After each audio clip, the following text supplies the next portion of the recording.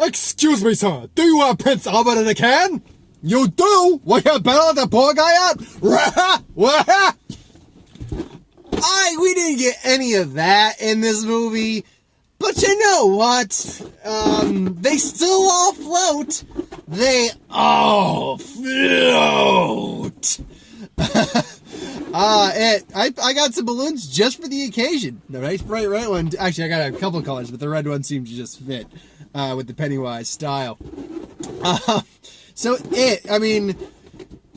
a lot that can be said for this movie. There's a lot that can be said technically against it if you're a better fan of like the Tim Curry miniseries, but at the same time, forgive me if I hear the squeaking of the balloon, but at the same time, you know what? Try to be more open. This is definitely closer to the book than the miniseries ever was.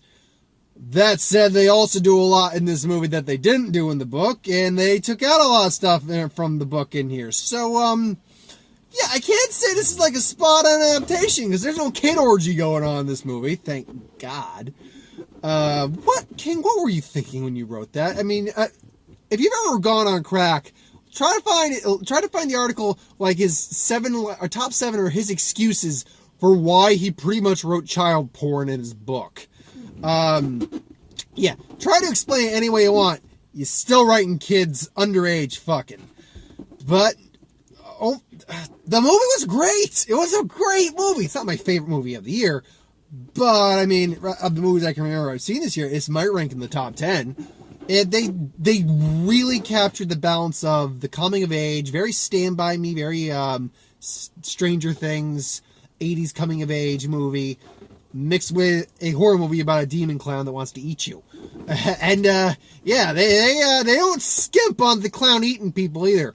There are moments in this movie that will burn your head a little bit. Like, I can think of a couple standout moments in my head.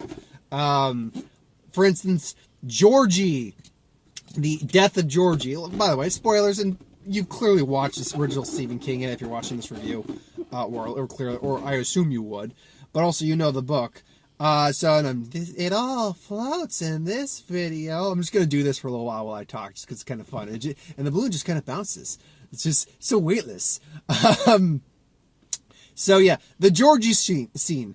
First off, I knew from early on that the fake out scares in the basement weren't, or fake out moments in the basement weren't nothing was going to happen, because I did hear that happening. I also heard that the Georgie scene was extremely close to the book. And, I was wondering how that scene was going to go, because we see Pennywise, and we say, do you smell the popcorn, the candy, cotton candy, hot dogs, and the popcorn, because they pop. Georgie, Pennywise, meet Georgie. Now we're not strangers. No, you're still strangers, you just happen to know each other's names. Yeah, for those of you who don't know, spoilers, Georgie does get eaten, gets killed, but he first gets his arm torn off, and then he gets killed. And then he gets dragged into the sewer. Freaking, like, poltergeist style. The clown just reaches from the sewer, grabs him, pulls him in, he's just devoured.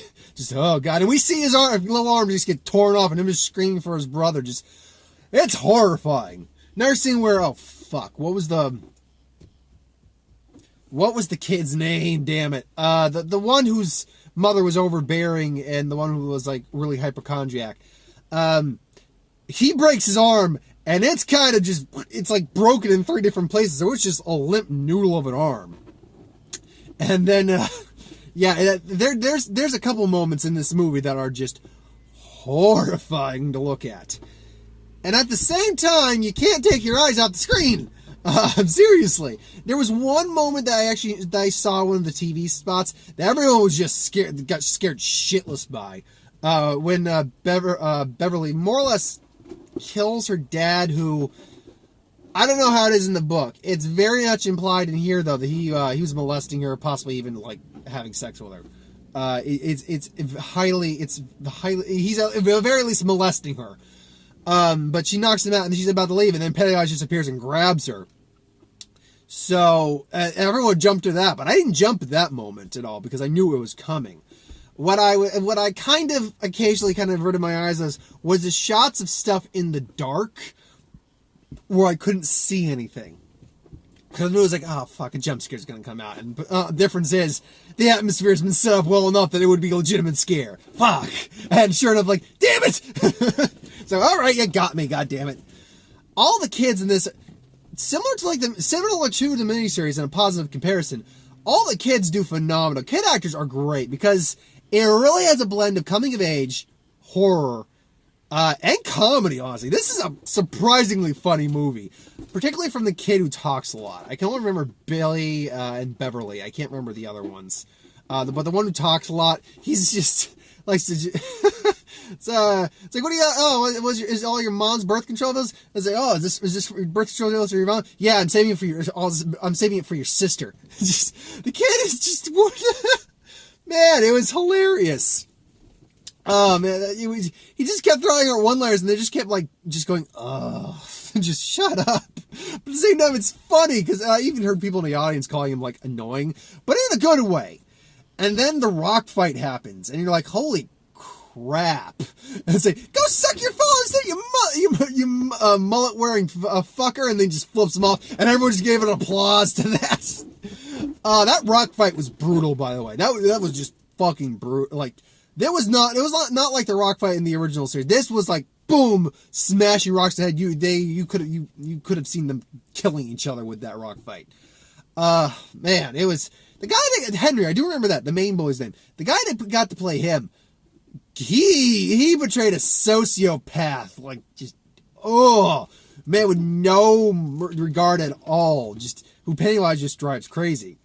And just kills his father with a switchblade, and right in the, and that's where you see that in the trailers, that kill them all, and he goes and just, hey. Difference is, he's not, as far as I can tell, he's not going to be showing up in the part 2, the sequel to this movie, because he showed up in the miniseries in a mental asylum. Yeah, I'm pretty certain after falling down a well that had to have been at least 100 feet deep, he ain't coming back up. So, yeah, kind of unlikely we'll be seeing him again. Like I said, all the kid actors are fantastic. Particularly the girl who plays Beverly, the kid who's playing Billy. Yeah, those particular two, honestly, they're the standouts. Now, I will say, as a minor negative on Billy's part. Now, I get it. He's like a 13-year-old. They're like 13, give or take. As a 13-year-old kid, I get it. His brother's died. He doesn't want to believe his brother's dead. But after experiencing the horrors of a clown that makes your fears reality, and he does some fucked up stuff, like the lepers from the book is there. Not the werewolf from the library. Instead, it's like a headless mummy of some kind, a headless burning thing of some kind. Though we see him turn into a mummy at one point. He summons like a legion of zombies to get one of the bullies, and then he just shows up in front of the kid. When it pops, and he just eats the bully. I'm trying to think what else he appeared as. He appeared as as one of the kids, to scare the piss out of them. He appeared as a bunch of clowns, kind of. Yeah, he appeared as a woman in a painting. So, yeah, these are stray balloons, by the way. I could pop it, but I'm not going to. So it all floats. It floats in here. So yeah, they all did fantastic in that regard. Now, I mean, I obviously got to talk about Pennywise. Obviously, no one can replace the master of Tim Curry's Prince Albert in a can. We all float down here, Georgie. Yeah, no one replaces that. I mean, in terms of sheer entertainment, Tim Curry can't be beat in that role. And he's even got a couple moments of being legitimately creepy. But, that being said, if you want closer to the book, something that actually scares you, yeah, this Pennywise is kind of fucked up. This Pennywise is kind of creepy. I mean, we see him in the beginning. It's like, oh, hi, Georgie, that whole interaction, and then he just tears his arm out, just pulls him in and drags him and eats him. But then for a while, he's not around. We don't see any trace of him up until, when do we see him again? Yet we really don't see him until, oh God, the new kid, the black kid, goes into town to deliver meat, and then Pennywise starts to fuck with him, and then it's just an escalation of him fucking with the kids. First that, then the old lady in the paint, or the lady in the painting, the leper, so forth and so on. When he crawls out of the freaking slideshow, you know, I'm gonna attack you. But the real creep factor started becoming the real play when, and he was already creepy. But first the rock fight where you briefly see again the black kid, I can't remember his name, sees Pennywise there eating some kid's hand and just shakes the hand like, "How you doing? How you doing?" But then when he actually confront him in the house, and he's actually legitimately interacting with them, and it's just, you know, freaking, again, the kid, the kid with the hypochondriac falls, breaks his arm. Pennywise crawls out of a fridge and just twists himself together. He's like, "Time to float," and just starts crouching him. Says, "Oh, your tasty fear." He's about to bite him, and all of a sudden he senses the other kid's getting out and he actually confronts him. And he actually sees piss for a moment. "Am I not real enough for you, Bill? It was real enough for Georgie?" And then, you know, they dog pile more or less, and Beverly actually shoves a freaking spike through his head. And he's like, "What the fuck happened?" It's like, that's not supposed to happen. Of course, then it loses its touch a bit, like him trying to intimidate. Like, I can't guarantee how I'd react in that scenario. After a while, I would kind of be like, "You fucking joking, right, clown? Right?" Because he literally just shows up with like this weird carnival from hell kind of thing going on. And he's dancing with this face on him, like, yeah, if he had kidnapped me like he kidnapped Beverly, honestly, I'm just, question, is this supposed to be scary? Because it's not. Granted, I'm a 27-year-old man, so things that scare me opposed to things that scare a 13-year-old kid are different. And they bring the deadlights in only briefly. When he opens his mouth, the inside of his body apparently has the deadlights, and it just drives her. It doesn't drive her insane, though. That's the thing. It doesn't kill her. She felt like she was dead, but she was just floating there. So, with like these hazed over eyes. So, I'm not certain what the deal with the deadlights are going to be. Because there are a lot of things in the book that are explained that aren't addressed or used in this movie. Like, as far as we know, it is not a being from like the macroverse outside of our universe. He's not like an elder being along with a turtle from that universe. As far as we can tell, he's not that in this movie, in this universe. But things like the deadlights will probably have to be explained at some point, at least in some fashion. Doesn't have to be specific. Doesn't have to be well thought. It doesn't have to be like in depth. But one or two sentences, like in Dark Tower, they explain to Idris Elba's character the gunslinger's guns, were forged from Excalibur. That's one of the reasons they're so special. That alone was enough of an explanation for me to give me kind of a reason why, like one of the reasons he could resist like the magic of the Man in Black, things along those lines. Now, maybe that wasn't the reason, but that alone was enough to satiate that question. In this, you gotta give something for the deadlights. All we got was the lights, and then she goes kind of, ooh. But back to Billy, because I kind of went off track for a little bit. There is an issue with Billy that I have, and that is, after a while, he did kind of accept it, and he even says, like, "No, this is my fucking fault, guys. I'm sorry, I dragged you into this." But he's like, he still believes. After their first real encounter with Pennywise, after they stab him in the head, and they reveal he's been eating kids and stuff like that, that Georgie is still alive. Like, well, the next time we're better prepared to fight him, it's like, and admittedly, everyone's kind of agreed, like, are you fucking kidding me? We barely made it out of there alive, and you want to go back again, and you can't even accept the fact that your brother is, in fact, dead. He's not, and he's like, no, you take that back, he's not dead. What proof do you have that he's not dead, as opposed to dead after everything you just went through in there? Now, again, it's a kid. He doesn't want to face reality. I do get that. I completely get that. And it's not really a detraction from his character, because he kind of addresses it, too. He accepts it at the end, and he shoots shoots the fake Georgie in the forehead. So, one second, I thought I saw something. I thought I saw lights by there. I think that's just the blinking of the street light. So, yeah, I don't know. I don't know. Oh, that's why I'm hearing people over there. I don't know. I just, they kind of rubbed me the wrong way, but it's like, kid, seriously? Seriously? Your brother's dead. Now, originally, before he met the clown, all the stuff happening, I could have accepted the fact that he doesn't want to admit his brother's dead, maybe he'd still be alive. I can get behind that. But, that said, yeah, afterwards, kind of time to face reality a little bit. So, yeah. Also, while the kids are the main focus of the movie, the adults, and I'll get back to Pennywise in just a minute. But the adults need some credit too, because while they're not prominent characters, like the librarian, which by the way, that was a creepy fucking scene. That was legit, where the new kid, the chubby kid, he's known as Fat Kid. Sorry, I saw a reflection for a moment. I thought someone was like staring directly in my window. Where he's reading the book in the library, and you see the librarian behind him, but afterwards you just see the librarian standing like, the fuck is that's just creepy on its own right. Jesus. God. But also, like, again, I can't remember the kid's name, character or actor was.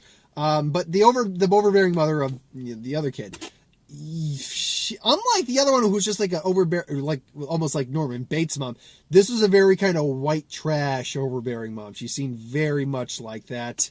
You're all bitchy little monsters. Never sure she was like, and I'm amazed someone didn't just tell her fuck you at someone, because they did not skimp on the swearing in this movie, folks. I was amazed someone didn't tell her to fuck off. Also, Billy's dad, briefly we see him. By the way, I wanted to check to see if that was the guy who played the father, or who played Jack Torrance in the Shining miniseries. I feel like it was, but I can't be certain. And now there's another. Oh, the fucking pharmacist was also creepy as hell, because it looked like he was flirting with 13-year-old Beverly. Sorry. So yeah, that was odd. But back to the clown. This Pennywise is creepy as all fucking hell. Now again, we don't see a lot. We see him briefly in the beginning, and it's unsettling, his performance in the very beginning. Hi there, Georgie. After that. So yeah, he does this thing a lot where he fucking opens his mouth like a bug and just eats like an inner jaw kind of thing, and just eats people that way. At one point, he's got again, I can't remember his cane, the very much Jewish kid, like the one who was going for his bat mitzvah and stuff like that. He's starting to eat the kid. He's got his mouth around his face, but is driven away. No, we don't really get the true creep factor of him up until the first time we see him after the beginning. Once that happens, the real creep factor is just, oh man, you could tell he just thrives off giving fear and thrives off eating you. Particularly the scene that really stuck with me was his first interaction with the kids. Just as a time to float time. He starts dancing towards them. Gonna eat ya. I'm gonna, hi. Just, Now, granted, again, as a 27-year-old man, my first reaction would probably more to be to punch him in the face. And then continue to punch him in the face. It's like, he's a demon clown. Yeah, and I would continue to punch him in the face. Brass knuckles, a fucking crowbar, whatever. And trust me, they beat the ever-loving crap out of him in the finale, too. Because it becomes, it's that issue that they do address in the book, too, that he himself starts, because they're no longer afraid of him, it's starting to piss him off, and because they're actually starting to legitimately be able to hurt him, he's now experiencing fear for the first time. He can't handle it. So, he disappears, and there goes the light. 1 second. Boop, boop, boop, boop. There we go. So, yeah.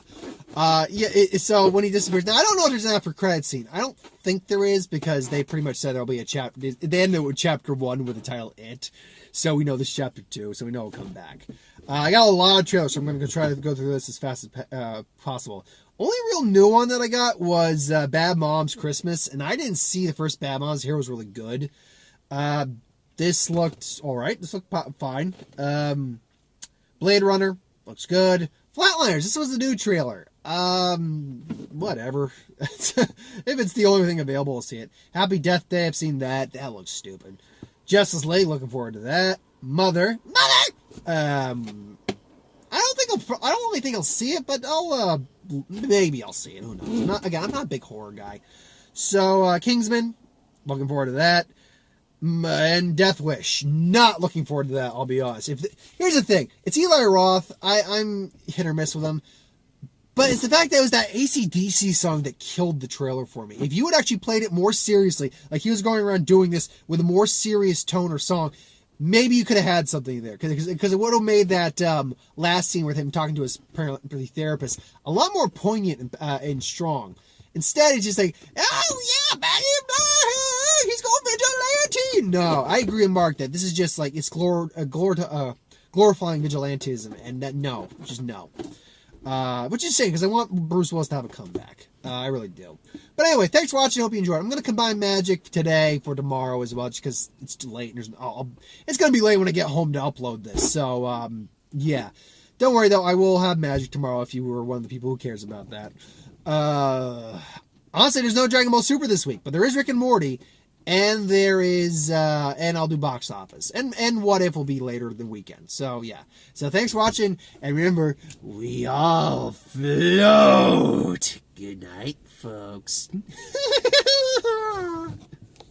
Let's try it again.